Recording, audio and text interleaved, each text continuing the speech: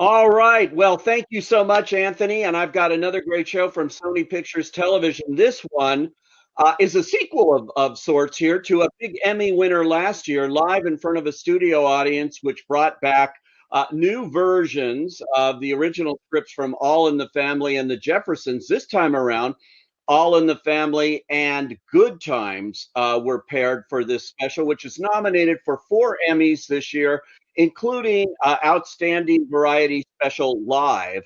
And it's so unique, and there's a real story behind what happened during the taping, during the live broadcast here that we'll get into. But I want to introduce our panel, and I'm so happy to have him here. First off, executive producer. He's worked with Norman Lear on a number of projects and many other projects as well. This is Brent Miller. Hi. Hi. How are you? I'm good. Thanks for having us. Absolutely.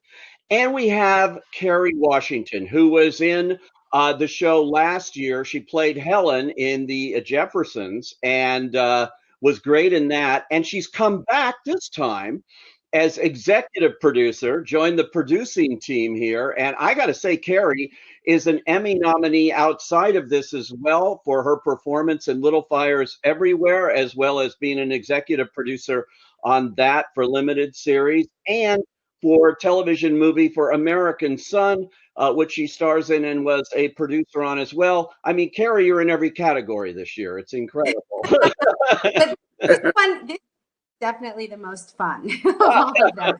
Had the most laughs, the most joy. It was a lot more joy in this one than the other two. Yeah, well, it's so much fun to have you back with this team. And of course, I don't need to introduce him, a legend here who brought all of these shows into the world in the first place, Mr. Norman Lear right here. Thank you, Pete. It's a pleasure to be here. Lovely seeing you, Kerry. And this You guy I too. see every day and never tired of it. Norman, I have to congratulate you. Not only last year when the show won, you became the oldest Emmy winner in history. You're breaking your own records again this year. You're now the oldest Emmy nominee in history. I'm pretty much the oldest everywhere I go, in any category. Yeah, how does that feel to have these shows back, reaching new audiences, and actually being so pertinent when you watch them again and see that they're almost 50 years old or so, when we first saw them? Well, people are people and humanity is humanity, and nothing seems to change that much. The times change, the people don't. And I think, what we were doing all those years ago was dealing with people, not as much the times as the people. How did this idea come about? I know Jimmy Kimmel is also involved as a producer on this and on-camera host with you on the shows. But how did you get approached to do this? And what was your reaction? It was entirely his idea, but why don't you tell him, Brent? Well, yeah, I mean, Jimmy approached us because he has a lot of respect for these shows and Norman and the writers and the actors that made those shows possible, and he saw the relevance of those shows then and now and thought it would be fun. A lot of people have approached him, or he's talked to people on his show and asked him, or they've said, do you think you could do this? Do you think you could do that today? Like what they got away with in the 70s or what they got away with in even the early 80s. And he wanted to take a chance, and he said he thought that they could get away with it, and let's honor these shows as they should and not change a single word in the script. And see how people react. I think it's a great way to introduce new generations of people to these shows and the importance of what they are and what they were in the beginning of television. I want to take exception to one phrase that Brent used there, getting away with. I don't think we got away with anything. I think we depicted humanity as we saw humanity. I think the actors rose to the challenge and delivered more than was written on the page. And we didn't get away with anything. We just broke a few barriers that should not have existed in the first place. Well, let's see these actors rising to the challenge here. We have two back-to-back clips from both shows in live in front of a studio audience, All in the Family first, or actually first Good Times, and then All in the Family. So let's take a look at a clip from this, and we'll be back with you right after. Let me come to your aid here, brother. Now, your eyes may shine and your teeth may grit, but this alderman's job, you ain't gonna get. Oh.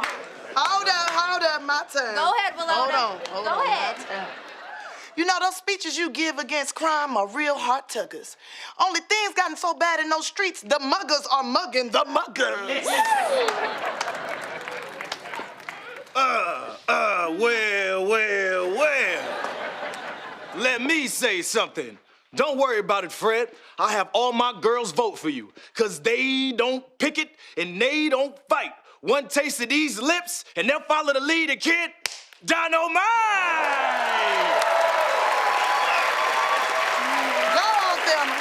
Go, Thelma. As usual, my brother, the licorice stick, just said something that proves his head don't tick. Come on, Jimmy. I want you to talk to the man. Come on.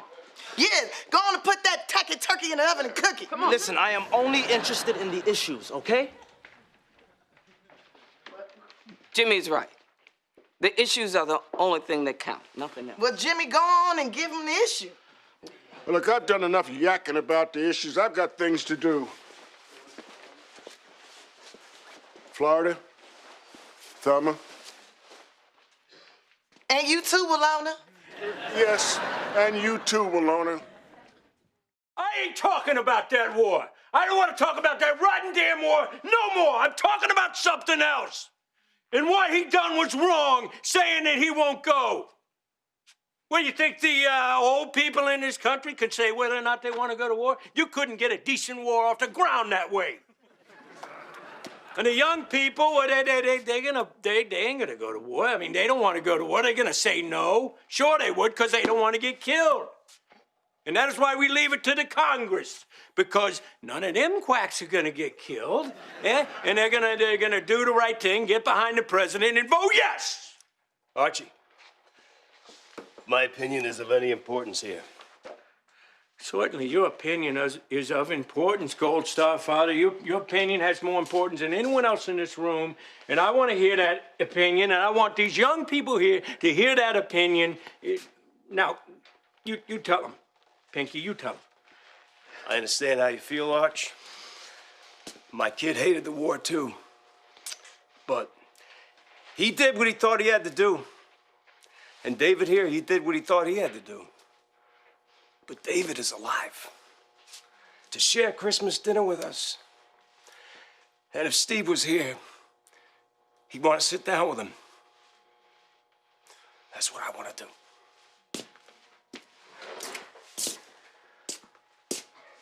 Merry Christmas, David. Merry Christmas, sir. Wow.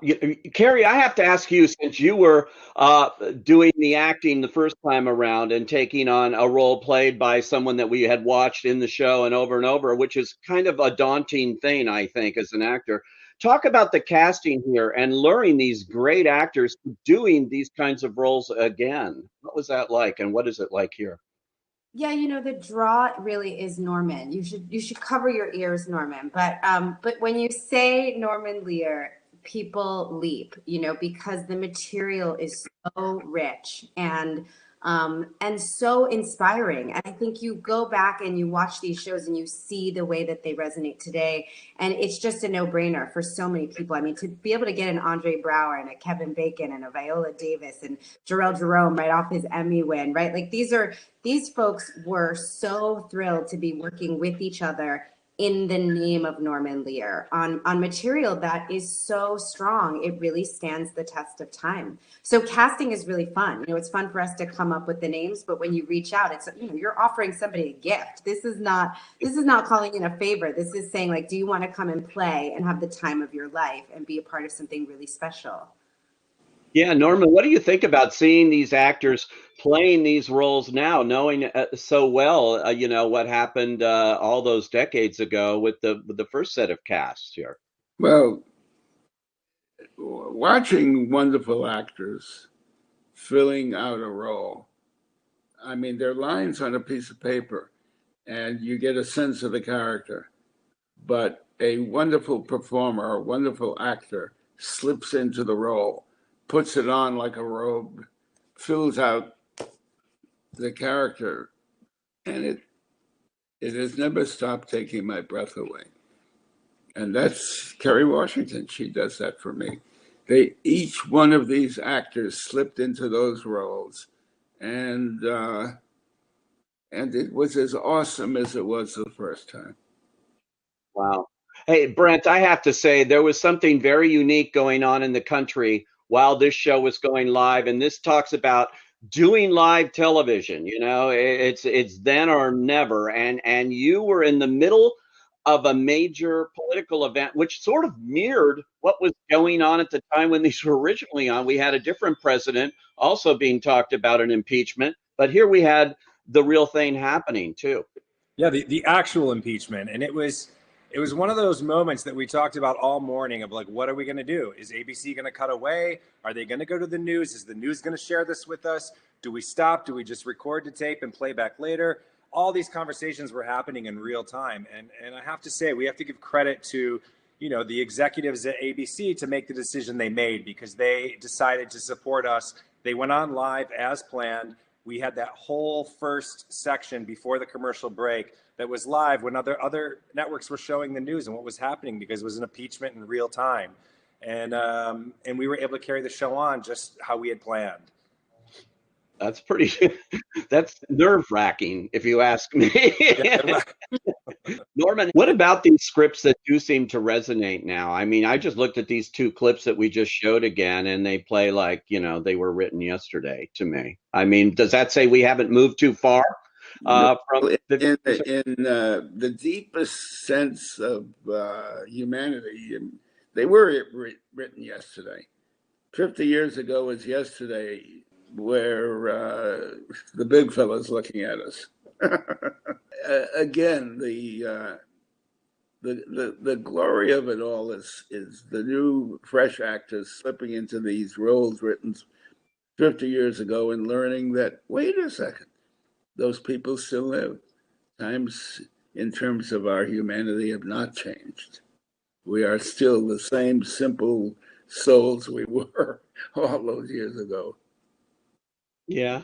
What do you think about, Kerry? What do you think about the opportunity to do live television? I noticed the competition in your Emmy category here are the Oscars, the Tonys, the Golden Globes. You're up against all these award shows. Yet this just shows how rare a live kind of show like this is these days. And it seems a shame because it draws audiences and it's fun to watch too, knowing it's live. Oh, exciting. It's so exciting. I remember the first one, even this one, you sign up, you're doing it, and then the few hours before the show, all the actors and camera guys were all looking at each other going, what did we sign up for? This is insane what we're about to do. And you're totally prepared, but that adrenaline is just, it's surging through everyone. It's really, really exciting. And really a shout out to our incredible crew, because they're working live too. Every cameraman, every lighting change, the costumes, all of that, they're under the gun as much as we are. So we had an incredible crew. You know, ultimately, just to add to that, you know, ultimately we wanted to create an event. And I think to your point, that's what live TV is. And so unfortunately, a lot of people, families specifically, aren't watching TV together anymore. It's all so separate, whether it's on their devices or whether it's because they have separate times they want to watch it and they use their DVRs to find their own time to watch it. In this case, our hope was that everybody would come together as a family unit, just, you know, like the core of all of Norman's shows, and watch it as a family and then talk about it. Yeah, it seems like that collective experience that we had when these shows were first on. I remember it, you know, this was before VCR and stuff. Saturday night was appointment television. You didn't go out. You stayed home and you watched these shows, like All in the Family and shows like that. And so this sort of brought back that feel, I think. Are we going to see more, Norman? Are we seeing more live in front of a studio audience? Well, if we have anything, Brent and I, to say about it, we are going to, yes. I have to thank all of you for joining us today on Contenders and sharing the behind-the-scenes story of Live in Front of a Studio Audience. I wish you the best of luck once again at the Emmys, and thanks again for joining us, guys. Thank you, Pete. Thank you. All right.